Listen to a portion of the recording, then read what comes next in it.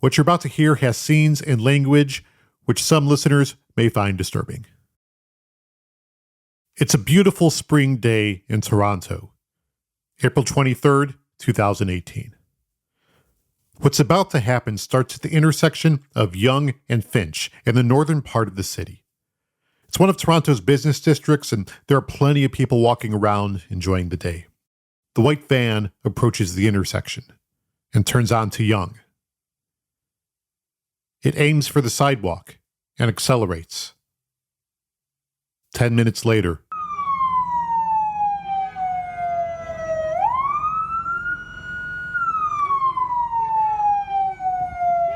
the video shows a man outside of a white van in a standoff with a lone armed police officer. The man is holding something dark in his hand. Come on, get down! No, get down! He says he has a gun. I've got my pocket. Get down! I've got my pocket. He asks to be shot.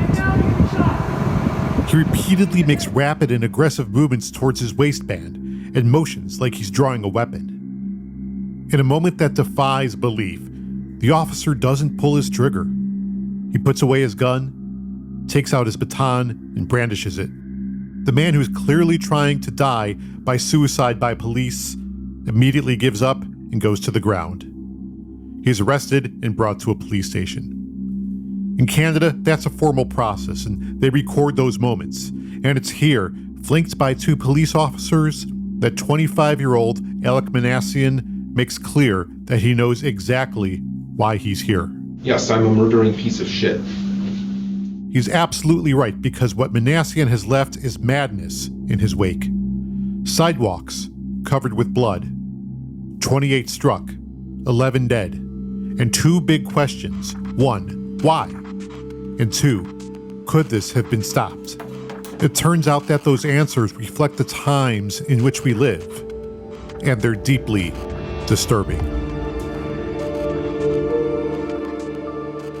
We're all wired differently. Some of us are wired for good, some of us are wired for bad, but a select few step outside of all society's boundaries. From cold open media, this is Deviant.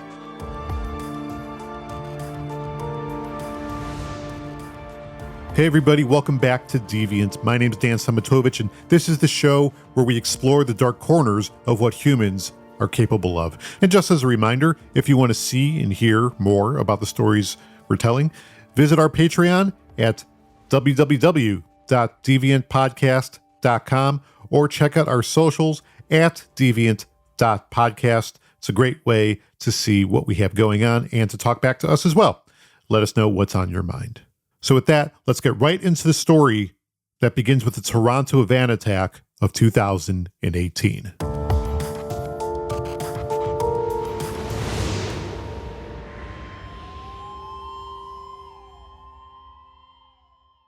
The attack that Alec Manassian commits on that spring day in 2014 is one of the deadliest attacks in Canadian history. He has been charged with 10 counts of first-degree murder, 13 counts of attempted murder, and we're anticipating a 14th count of attempted murder, which will be laid shortly following some follow-up investigation.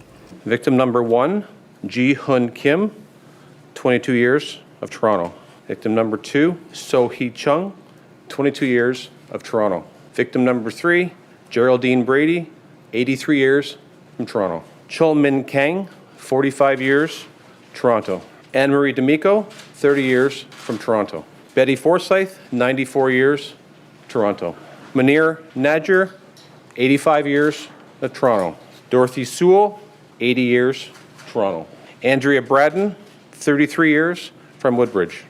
Boitis Renuka Amarasinga, 45 years, Toronto. The murder charges are increased to 11 after 65-year-old Amaresh Tesfamariam dies 6 months later. The attack makes news all over the world and scares Toronto. Everyone wants answers now. A van mowing down pedestrians? It looks and sounds like terrorism. This sounds like the kind of thing that ISIS does. That's what many people think, and in part, they're right. It is terrorism. But it's a kind of terrorism that's birthed in the dark corners of the internet, tied to an alt-right fever dream. Over these next couple of episodes of Deviant, we'll learn about the bizarre ideology of incels. So what is an incel? Well, as Alec Manassian puts it in his own interrogation, it's basically a movement of angry incels, such as myself, who are unable to get laid. Therefore, we want to overthrow the Chads, which would force the Stacys to be forced to reproduce with the incels. Right. Okay. When you say incels, involuntary celibate. Celibate. So that's just a short form for fellas who can't get laid. Can't have sex. Right. Yes, I know that doesn't make a whole lot of sense. I promise you will learn the terminology, but that is what we're dealing with here. First, though, let's go back to that police station in Toronto. Investigators are trying to get answers. Sometime after the booking process, where you heard Manassian call himself a murdering piece of shit, he's brought into an interrogation room. The dark clothes he was wearing have been seized as evidence, and he's now wearing white coveralls. The camera and microphones are on as Detective Rob Thomas of the Toronto Police steps into the room, introduces himself, and spends a good half hour on the formalities. Rights are read, standard questions are asked, consents are given. But what Thomas is really after is Manassian's confession, and he doesn't rush things. He knows he needs to build some rapport first. They bond over video games. They both play them. Manassian's darkness doesn't take all that long to come out. I actually like playing video games, especially the violent ones. The violent ones, yeah. I just like to let out all my urges into the TV screen. That's why they're there, right? Being a gamer, how would you classify yourself? Are you like a I would big gamer? classify myself as a hardcore gamer. Hardcore gamer. So in terms of hours spent during the day playing video games, how often would you? How many hours would you spend? I would say an average of 5 hours per day. Now the conversation begins pivoting to Alec's background. You can tell that Detective Thomas is going somewhere with this. Okay. What about the students? No, I never had any issue. Never had any issue with any of the students or anything like that? No. And I say this because sometimes these things are important. How were you treated by the other students? I was treated well. You treated well. Okay. Did you have any difficulties with any particular group of students? No. What about difficulties with girls in particular? No. No difficulties with girls at all? No. No, not at all.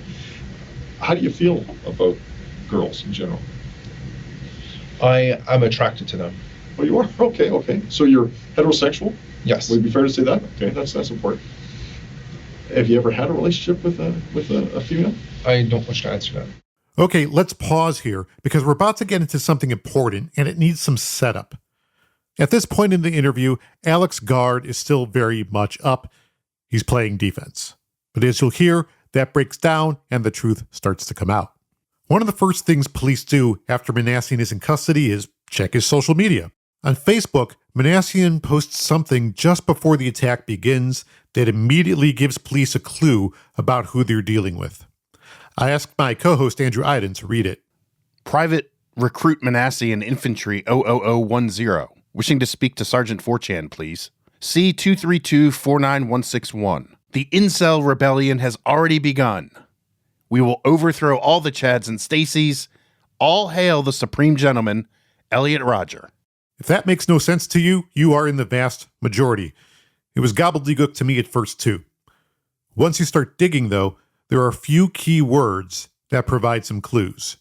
4chan, incel, Chads and Stacys, Elliot Rodger. This is all part of the language of the incel. So back to what is an incel.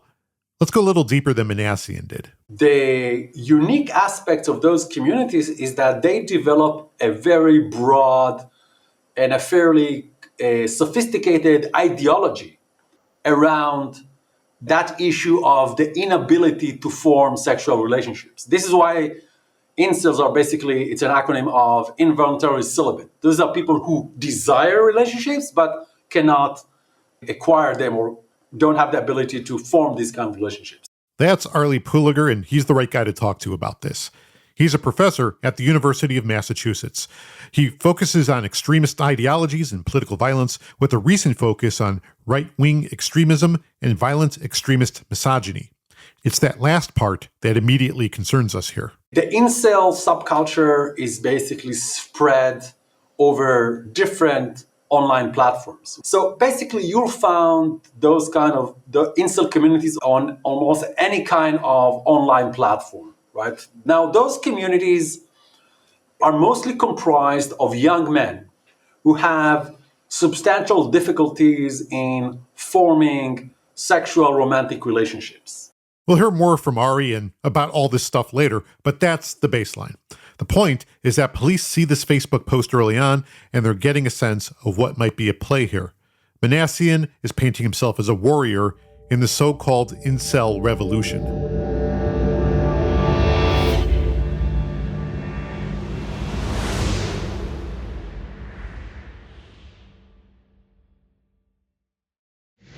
To be honest, the planning didn't occur until about a month ago. Most of it was actually just thinking and daydreaming. Okay, all right. So the thinking and daydreaming, when did that start? That started about a month after the rebellion in May of 2014. What he's talking about here is that name mentioned at the end of his Facebook post, Elliot Rodger. If it sounds familiar, that's because Rodger was the perpetrator of a shooting and stabbing rampage that happened in 2014 in Isla Vista, California. 7 died, 8 including Rodger. Among radicalized incels, Rodger is considered the paragon of achievement. So in June, I started thinking about this stuff. And then that continued right up till about a month ago? Yes, which is when I booked the van in order to use as a tool for rebellion. Okay, can I ask why were you looking specifically for a truck? Because it would be large enough to inflict severe damage. So you reserve the truck, then what happens? Then I simply record the reservation, and then I go on that day to pick it up. So nothing happens for approximately 1 month? Correct. So you're not thinking about this? Or I am thinking about it, but I didn't need to make any further preparations. In terms of the time that you spent thinking about this over that month, if you were to break it down into a percentage? I would say 80% of the time was spent thinking about it, even while I was doing other activities. You were thinking about it? I was very preoccupied with it. Very preoccupied with it, okay. And in this thinking, what were you thinking specifically? About how the foundations of the world would be shooken by this event. Okay. When you say that, what do you mean by the foundations of this world?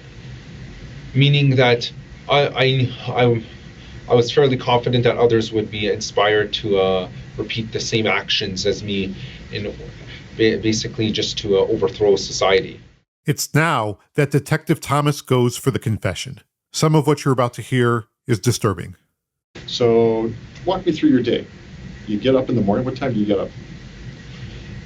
At about 7. About 7 o'clock? Okay, and then what do you do? I have breakfast, I brush. Mm-hmm. Nothing unusual. After passing some time playing video games, he gets a ride from his dad to a coffee shop near where his rental truck is waiting. And just to be clear, nobody in his family has any foreknowledge of what he has planned. He leaves the coffee shop and walks to the truck rental. I say, hi, my name is Alec Manassian. I'm here. I know I'm early, but I have a truck rental at 1. So then I end up filling out some forms, signing some stuff. I wait a bit, and then eventually I'm given the van. Manassian gets in the van and drives to the North York City Center neighborhood of Toronto. It's a business district. It's a beautiful afternoon. There are a lot of people out. And how long does it take you to get from Ryder to Yonge Street? To Yonge? To the beginning of Yonge? To the beginning of the attack. Oh, to the near Yonge and Fitch. Yeah. I would estimate about 20 to 30 minutes. 20 to 30 minutes. Now, what are you thinking while you're in the van? I'm thinking that this is it. This is the day of retribution. Anything else in your mind?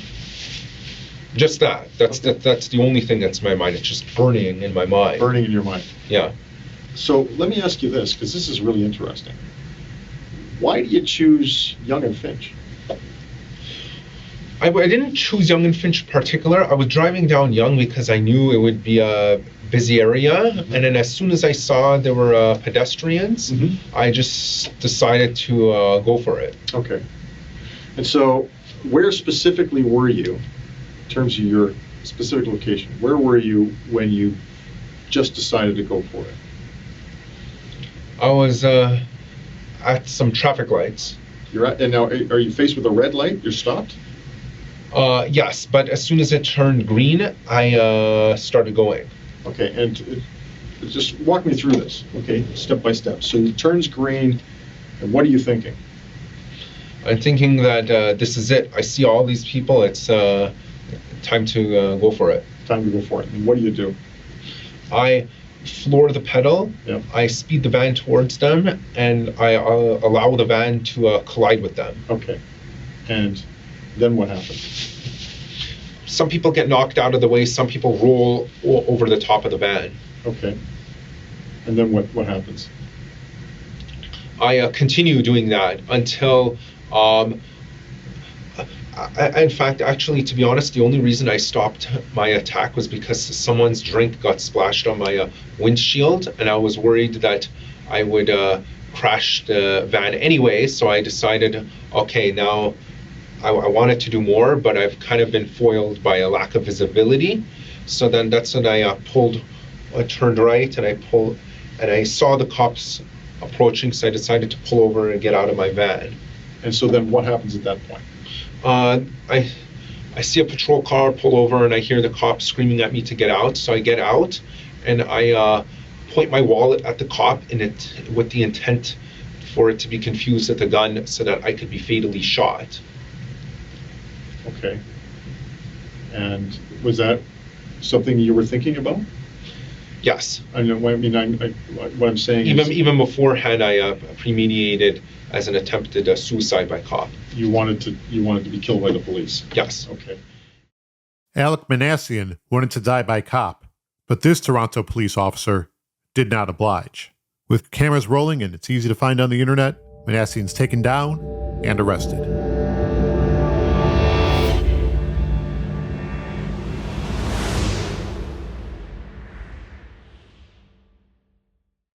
In his cold, detached manner, Alec Manassian confesses to his crimes.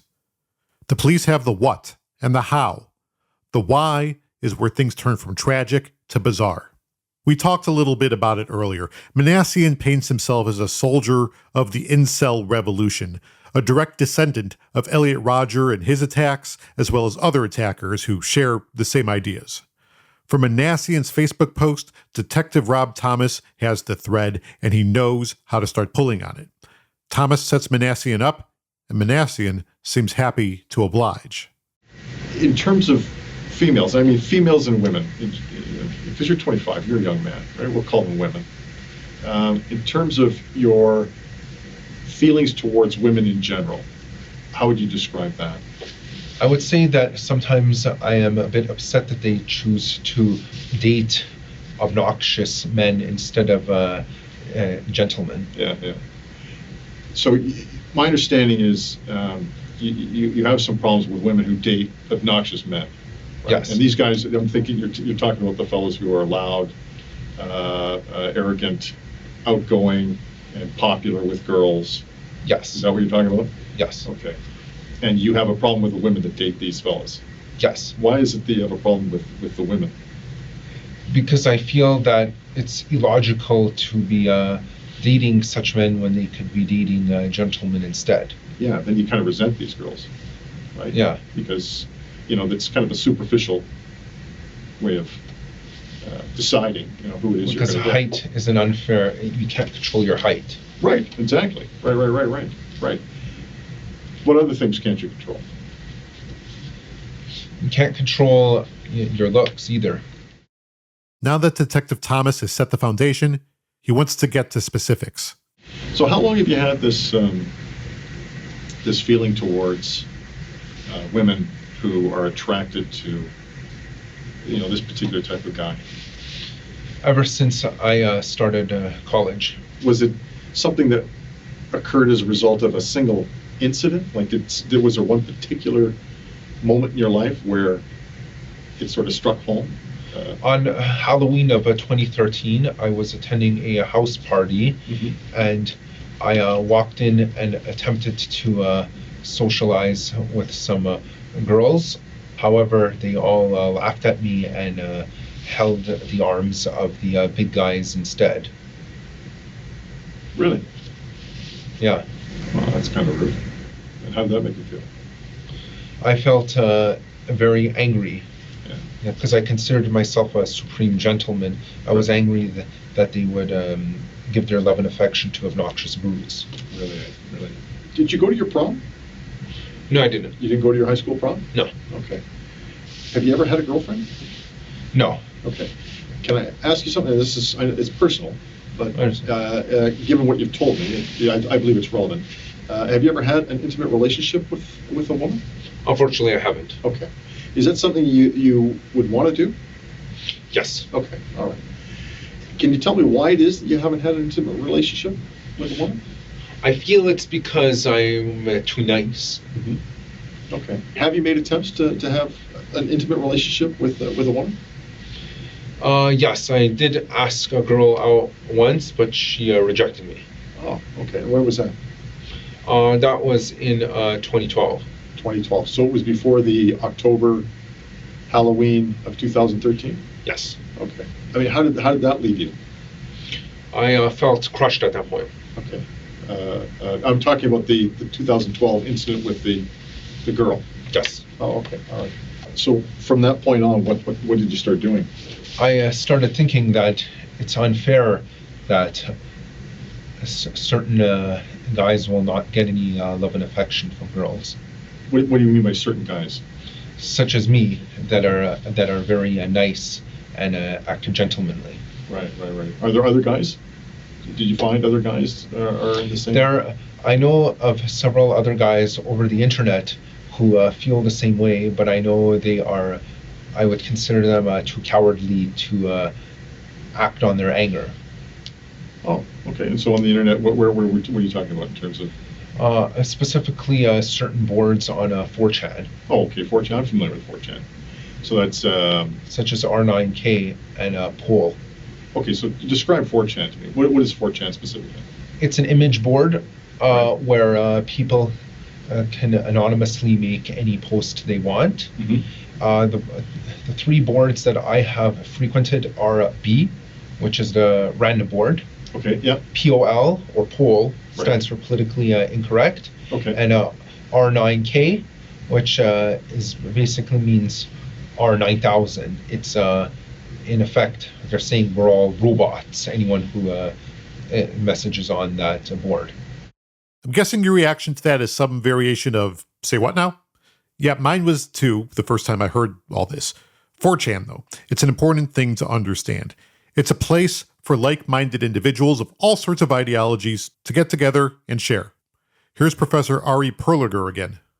It's important to understand that those communities, first of all, they promote these very toxic, radical extremist views of women, of feminism, and in many ways they justify the use of violence against them, they legitimize the use of violence, but at the same time they also provide emotional support, they provide a sense of camaraderie, they provide a sense of belongingness. And for many of those young men who are socially isolated, who have a lot of difficulties in forming social interactions, for them it is a safe space, where they can really share their frustration, share their anger, share their, experiences, bad experiences mostly, and get some sympathy. And that was the case also for most of the members of those communities, where they feel that this is a place where they're not being judged and they can express, quote unquote, their true views about how women behave, and in their eyes, how women are manipulative and how women are exploiting men and how women are basically utilizing, modern society to enhance their powers and influence and advantages while men are being pushed to the sides, and so on. So it's a space where they can really share. And of course, it creates an echo chamber that facilitate radicalization, that facilitate even more extremism. So it's not a surprise that some of them, especially when they see how much past perpetrators are so adored and are so, becoming so famous, that they decide to follow their steps, When did you first go on to 4chan?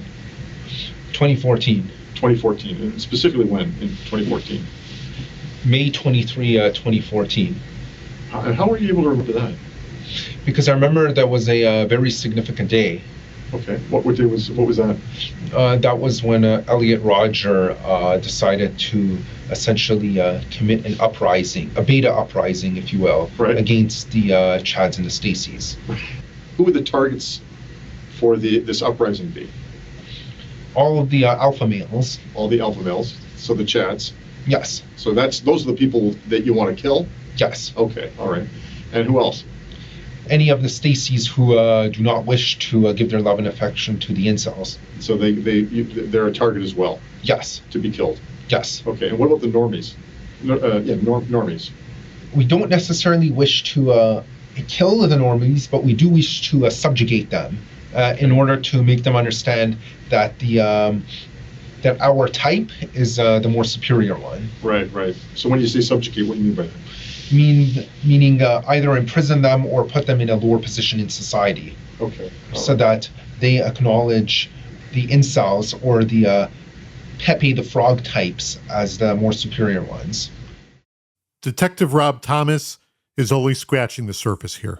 As Alec Manassian continues to talk, he spins a tale that stretches back years and lists grievances and references the Matrix, and it just gets more bonkers as it goes. But Manassian goes on at length about other incels who have killed and who are heroes to their movement, Elliot Rodger and Christopher Harper Mercer in particular. And next time on Deviant, we'll learn more about them, and also something in this interrogation that made Detective Rob Thomas really sit up and pay attention.